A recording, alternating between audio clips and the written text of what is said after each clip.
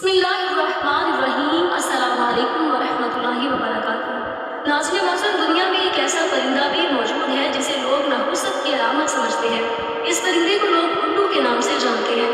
کچھ لوگ اس کو گھر میں پریشانی لانے والا پرندہ کہتے ہیں۔ کچھ لوگ تو یوں سمجھتے ہیں کہ جس گھر میں یہ پرندہ بول پڑے یا جس گھر میں بھی یہ پرندہ آنے لگ جائے تو اس گھر میں بہت سی مصیبتیں آنے والی ہیں یا کسی کی موت ہونے والی ہے۔ یہ پرندہ ہمیشہ ویرانوں میں ہی کیوں رہتا ہے؟ آخر یہ پرندہ کیوں سب سے چھپ کر ویرانوں میں رہنا پسند کرتا ہے؟ اس پرندے نے کربلا کے دن کیا دیکھا تھا؟ اس سے متعلق ہم آپ کے ساتھ اس ویڈیو میں مکمل معلومات شیئر کریں گے، لہٰذا اس ویڈیو کو مکمل ضرور دیکھیے گا۔ ناظرین محترم، الو کو آپ نے اپنی زندگی میں کبھی نہ کبھی ضرور دیکھا ہوگا۔ آپ نے یہ محسوس بھی کیا ہوگا کہ یہ پرندہ ہمیشہ اداس ہی کیوں رہتا ہے، ہمیشہ ویرانوں میں ہی کیوں رہتا ہے۔ ناظرین محترم، حضرت سلیمان علیہ السلام نے بھی الو سے پورا ایک مکالمہ کیا تھا، اور اس مکالمے کے بعد تو الو کو ایک بہت ہی خطرناک خطاب بھی دیا گیا تھا۔ سب سے پہلے حضرت سلیمان علیہ السلام اور الو کے درمیان جو بات چیت ہوئی ہے اس کے بارے میں آپ کو بتاتے چلیں۔ جیسا کہ آپ جانتے ہیں کہ حضرت سلیمان علیہ السلام کو اللہ تعالیٰ کی جانب سے یہ طاقت عطا فرمائی گئی تھی کہ آپ کسی بھی کیڑے مکوڑے یا جانور سے بات چیت کر سکتے تھے۔ ایک دفعہ ایک الو حضرت سلیمان علیہ السلام کی خدمت میں حاضر ہوتا ہے، آپ کو سلام عرض کرتا ہے۔ سلیمان علیہ السلام الو کے سلام کا جواب دیتے ہیں، جس کے بعد حضرت سلیمان علیہ السلام کی جانب سے الو سے یہ سوال پوچھا جاتا ہے کہ کھیت میں پیدا ہونے والی چیزوں کو تم کیوں نہیں کھاتے ہو؟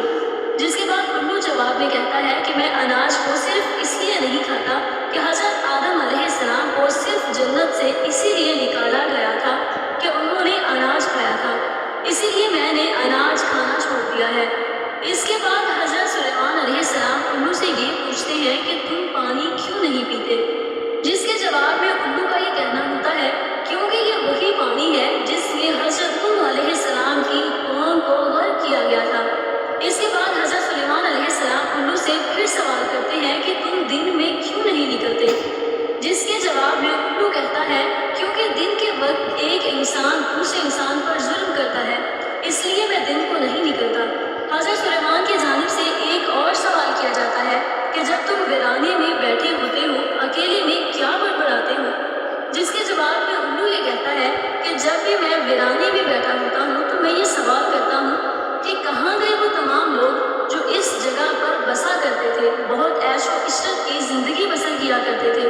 الو کے ساتھ مکالمے کے بعد حضرت سلیمان علیہ السلام نے الو کے بارے میں یہ کہا کہ الو انسانوں سے بہت زیادہ محبت کرنے والا پرندہ ہے۔ میں نے کسی پرندے میں انسانوں کے لیے اتنی زیادہ محبت اور شفقت نہیں دیکھی۔ نبی پاک صلی اللہ علیہ وسلم کے زمانے تک الو انسانوں کے ساتھ ہی رہا کرتے تھے۔ یہ انسانوں کے گھروں میں گھونسلے بنایا کرتے تھے اور انسانوں کے گھروں اور محلوں میں نظر آیا کرتے تھے اور انسانوں کے ساتھ ہی رہتے تھے۔ جب بھی کوئی انسان کھانا وغیرہ کھا رہا ہوتا تھا تو الو اس کے پاس آ کر بیٹھ جایا کرتے تھے، جس کے بعد وہ انسان الو کو تھوڑا سا کھانا پھینک دیا کرتا تھا، جس کو کھا کر الو اٹھ جایا کرتے تھے۔ حضرت امام جعفر صادق رضی اللہ عنہ اس چیز کی تصدیق کرتے ہیں کہ نبی پاک صلی اللہ علیہ وسلم کے زمانے تک الو انسانوں میں رہا کرتے تھے۔ ناظرین محترم، ایک بار ایک شخص حضرت امام جعفر صادق کی خدمت میں حاضر ہوا۔ اس شخص نے عرض کیا کہ آپ مجھے بتائیے کہ یہ جو الو پرندہ ہے یہ ہمیشہ ویران جگہ پر کیوں رہنا پسند کرتا ہے اور یہ ہمیشہ اداس ہی کیوں رہتا ہے؟ آپ نے فرمایا، اے شخص تو آج اس پرندے کو دیکھ رہا ہے، یہ پرندہ ہمیشہ سے ایسا نہیں تھا۔ یہ پرندہ ہمیشہ ویرانوں میں نہیں رہتا تھا اور نہ ہی یہ اداس رہتا تھا۔ اس کے ساتھ ایک ایسا واقعہ پیش آیا کہ اس واقعے کے بعد یہ پرندہ ہمیشہ کے لیے اداس رہنے لگا۔ یہ سن کر اس شخص نے عرض کیا کہ اے حضرت، کیا ہوا تھا اس پرندے کے ساتھ اور کیا واقعہ پیش آیا تھا؟ حضرت امام جعفر صادق نے فرمایا، اے شخص، یہ الو نام کا پرندہ پیارے نبی سرکار دو عالم صلی اللہ علیہ وسلم سے محبت کرنے والا ہے اور پیارے نبی صلی اللہ علیہ وسلم کی آل سے محبت کرنے والا ہے۔ جب اس پرندے کو پتہ چلا کہ حضرت امام حسین رضی اللہ عنہ کربلا کے میدان میں اپنے تمام ساتھیوں کے ساتھ رکے ہوئے ہیں تو یہ الو محرم کی رات کربلا میں جا پہنچا۔ حضرت امام حسین رضی اللہ عنہ سے عرض کرنے لگا، حسین میرے لیے کیا حکم ہے؟ تو امام حسین علیہ السلام نے فرمایا کہ اے پرندے تو یہاں سے چلا جا، کیونکہ کل جو کچھ بھی پیارے نبی محمد अलैहि वसल्लम और उनकी आल के साथ होने वाला है वो तुम देख नहीं पाओगे। तो ये सुनकर उस परिंदे ने कहा कि या हुसैन अलैहिस्सलाम, मैं यहाँ से नहीं जाऊँगा, यहीं पे रहूँगा। जब उल्लू परिंदा जिद करने लगा तो आप अलैहिस्सलाम ने फरमाया कि ठीक है, तुम रुक जाओ। इसके बाद इस परिंदे ने करबला का पूरा वाक़या अपनी आंखों से देखा। यजीद ने इमाम हुसैन अलैहिस्सलाम का सर मुबारक आपके बदन से जुदा कैसे किया, इस परिंदे ने सब कुछ अपनी आंखों से देखा। इमाम हुसैन अलैहिस्सलाम के साथियों के साथ जो भी सलूक किया गया, इस परिंदे ने अपनी आंखों से देखा। तब से ये परिंदा इंसानों से नफरत करने लगा है और इंसानों से डरने लगा है। ये परिंदा रातों के वक्त अंधेरे में घूमता है, जैसे ही उजाला हो जाता है इंसान उठ जाते हैं, वैसे ही ये परिंदा वापस लौट जाता है। कुछ लोग उल्लू को मनहूस समझते हैं, इनको ये नहीं पता कि ये मनहूस किस वजह से है, बस ऐसे ही इसको मनहूस कहना शुरू कर देते हैं। ये किसी घर के आसपास आकर बोल दे तो लोग समझते हैं कि हमारे ऊपर कोई मुसीबत आने वाली है। कई लोग तो ऐसे हैं कि लोग इसके बोलने की वजह से अपना घर बार छोड़ देते हैं। उल्लू को मनहूस समझना एक जाहिलाना सोच है। ये बेचारा परिंदा तो कभी कभार ही बोलता है, ये बेचारा तो इंसानों से डरता फिरता है। इसको कहीं पे भी इंसान नजर आए तो फौरन उठ जाता है। तो ये परिंदा किसी का क्या बिगाड़ेगा। आपको ये जानकर हैरानी होगी कि दुनिया में 205 इकसाम के उल्लू पाए जाते हैं, लेकिन इनकी पूरी कौम को 2 खास कबीलों में बांटा गया है। एक बाराम उल्लू और दूसरा आम उल्लू।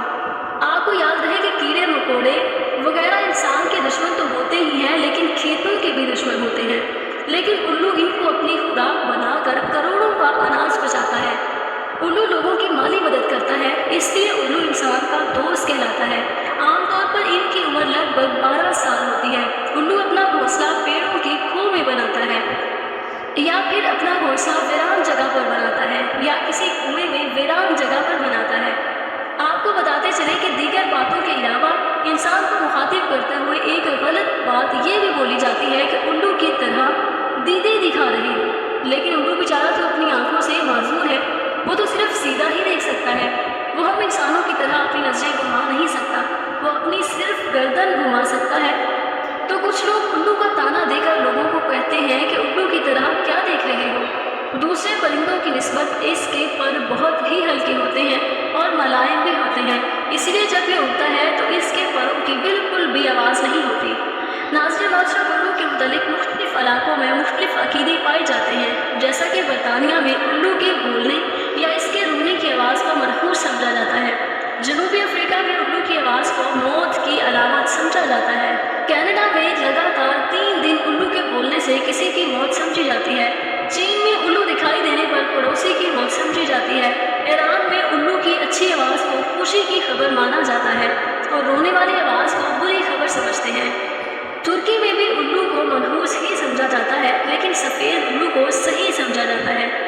हिंदुस्तान में उल्लू का घर पर बैठकर बोलना अच्छा शगुन नहीं माना जाता, लेकिन हिंदुस्तान में दिवाली के मौका पर खुशखबरी लाने के लिए जादू टूने